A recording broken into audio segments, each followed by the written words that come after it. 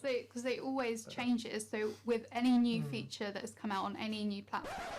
Yup, that's me. You're probably wondering how I ended up in this situation, especially as someone who's been making plant pots since 2020, becoming a simple general worker at a plant nursery, then along with my friends, got more and more involved in the online space, having YPHA connect me with HortWeek to talk about social media in business.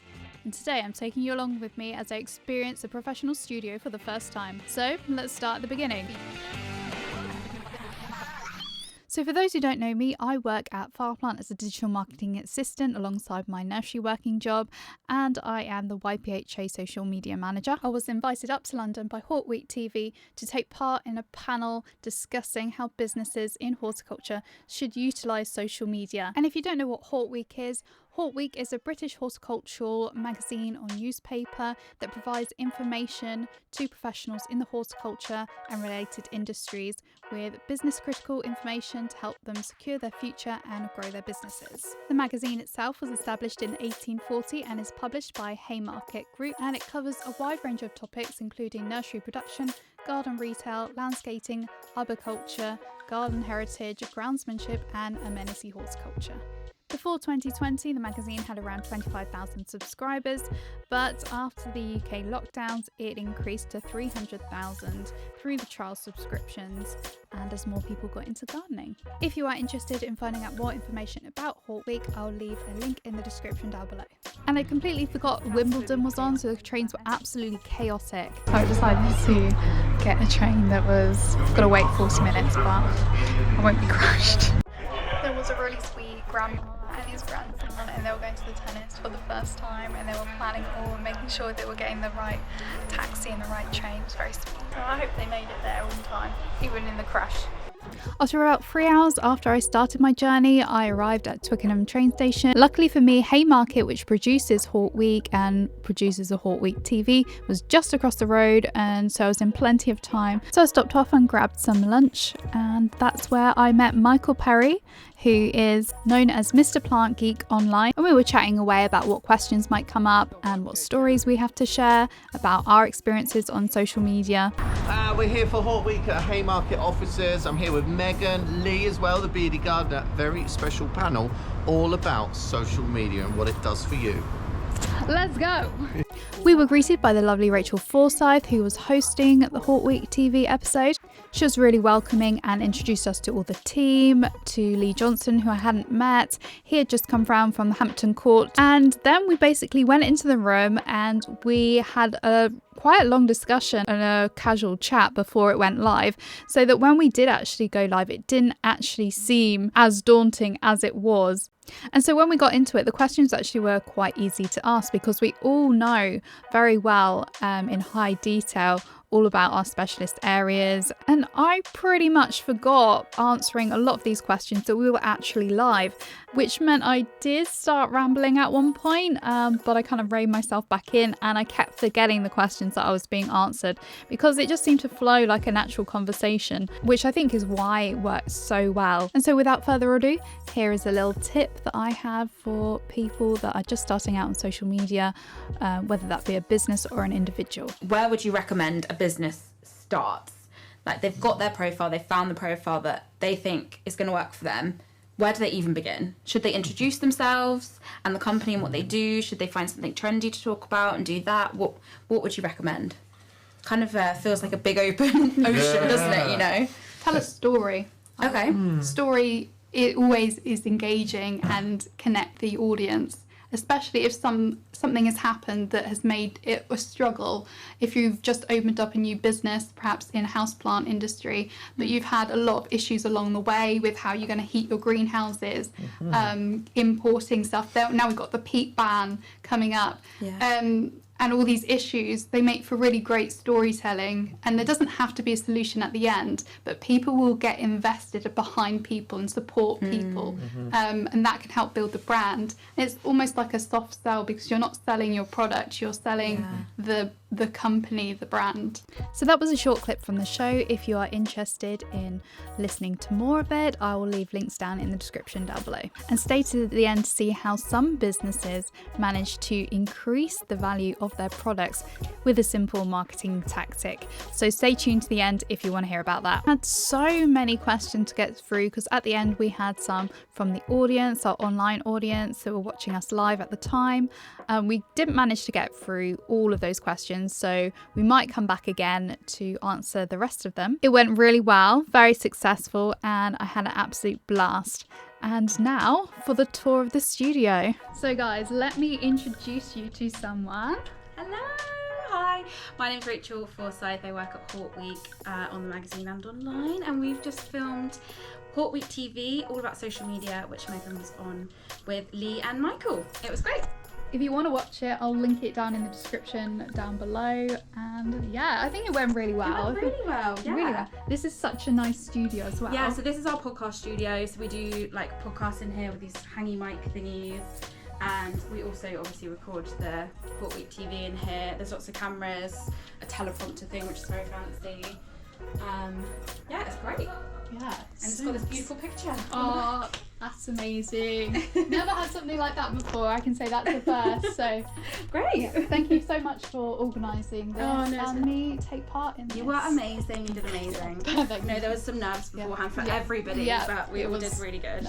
And that's when I saw this beauty and hatched a plan to rate all the houseplants at Haymarket. If you are new to my content on social media, I mainly post about houseplants. They are my passion. I have over 200 in my collection. And so, yeah, we are going to rate them, considering they are the producers of HortWeek. You can see, so I'm going to rate this one, maybe a 4. One of the most classic houseplants that has been a staple houseplant since the Victorian era. We have a parlour plum. This one is also looking very healthy. Apart from there is a few issues, might be thrips. So we're gonna move myself away from that in case I bring any back home. I'm gonna give this one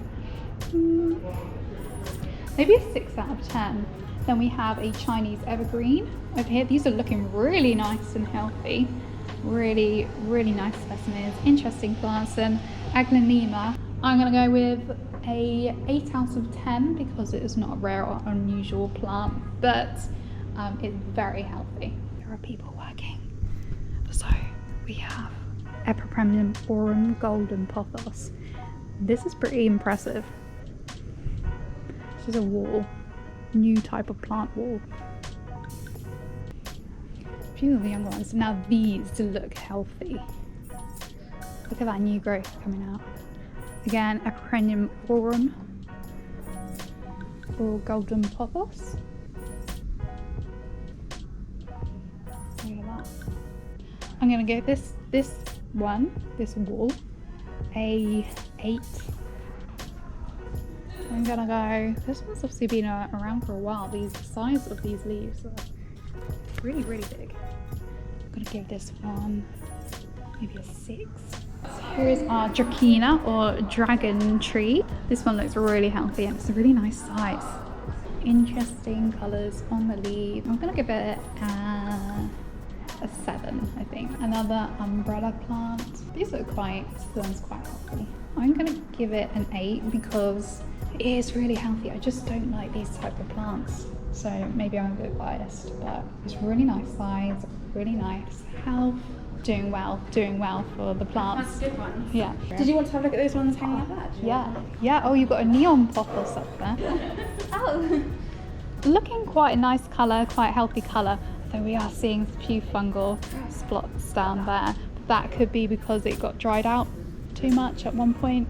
So I'm gonna rate this one 7. I think it's pretty good. I think that's brought on only by irregular watering because they're so susceptible. Like if you were really busy one week and really stressed, and then you had time off, and then you get ill because you're just more susceptible then your body's run down. I get you. Oh, okay. So that might This one doesn't look very good. that might be what's happening here. It's quite leggy, isn't it? Is that what you call all these like tentacles? Yeah, That's so what I call them. tentacles. It's a good way of a good way of describing it. Yeah. Yeah, just the entrails of, Oh, is of that the entrails? I don't know what they would actually What's call the them. actual word? It's just a vine. Right, yeah, of course. But entrails, tentacles. I like entrails and tentacles. There you go for your only plants. It's good, Yes. good niche. A bit weird niche. Yeah, a bit of weird niche, but It would if work. it, I reckon it would. Plants is perfect. So, Epipremnum aurum. And these ones, they're looking quite healthy. They're really, really good for house plants and indoor plants because they can tolerate a lot of droughts And like varied waterings and stuff like Yeah. that. What's going on here though? that Is again. that fungus again? That just looks like it's just dried out. Oh, and okay, then, and it's got a little spot, but we can check for pests and diseases. Mark Bryson will be proud of me. Well done. Welcome to the pest eradication team. He's our pest and disease technical manager, but for pest and disease. What title? Are you a pest? Are you a disease? Get out of my way. Is that his saying? No. Oh, I call them the insect eradication team. And I made posters of him in a The purple wig. IRT. Oh yeah, I didn't Love even that. put it down. IRRT.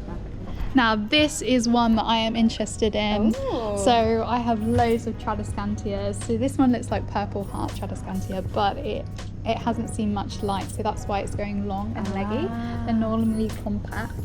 More So it's compact than searching this. for the light, is that? Yeah, Ah. searching for the light, and that's why it's green and not more purple. Oh, interesting.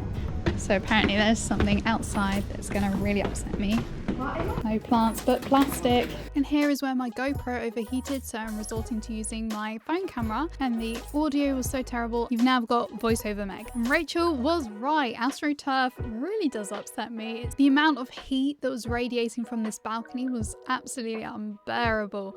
I know why they use AstroTurf, as it's lightweight and it adds a little bit of colour, but of course when plastic heats up it reflects that heat back up at us, and it was at least 40. It was like being in a greenhouse up here. It was absolutely boiling. No one was sitting out here, and no one comes out here on the really hot days, and it smelled like chemicals and plastic. So yeah, she was right. It's a shame because I think they could do something with the plants in this area, maybe cool it down a little bit. Put some large plants out here like the fiddly fig to offer some shade and then bring them in the winter. But there we go. It's a shame. It's a nice large outside space. Anyway, run over. And then what we have the most hated plant in the house plant community. Is it actually? Yeah, the croton.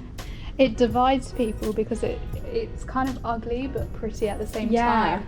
You can't really tell. See, I'm not a huge fan. I probably of this. wouldn't have it, but I think that it's cool because Yeah, it is a cool design. I have Design. to say, yeah, With cool design, you patterns. know what I mean? Yeah, I have to say this one is in a really good condition. Yeah. And it's nice and big. I would have to rate it a 7 at least. Ooh. Because it's just in good condition. Yeah. Like really good condition, and like the colour is really strong on it. Yeah. So it's almost plastic. It does. So yeah, that's why I have to rate that. Sorry guys.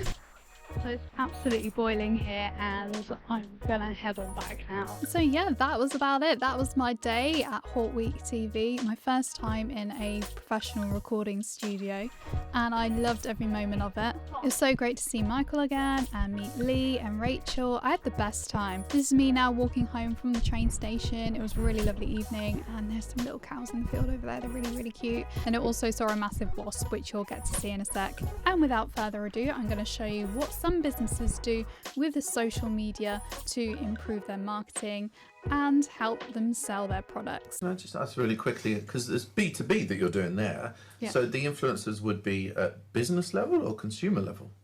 It can be both, Yeah. because you still want you want to drum up a demand for the product. Oh right. Yeah. Yeah. And So- B and C are not separate people. People that work in the business are still real people. Yeah, that and they will scroll through buy your Instagram, so yeah, of course. Yeah. buy the product. Yeah. So And we forget that. We often classify Yeah. separately B2B and B2C. Yeah. But I think It's sometimes definitely it's almost like all over the place sometimes, like, because everyone sees everything. As and well. then if you can almost create that demand for it, you can justify the price point to your retailers. Definitely. Yeah. So That's yeah. clever, yeah. So So if you are a B2B business, it might be worthwhile drumming up demand for your product online so that when you sell to retailers, you can sell it at a higher price point and justify that cost. And as always, thank you for watching. Hopefully you've learnt something. If you want to check out the full video, the links will be in the description down below. And happy planting!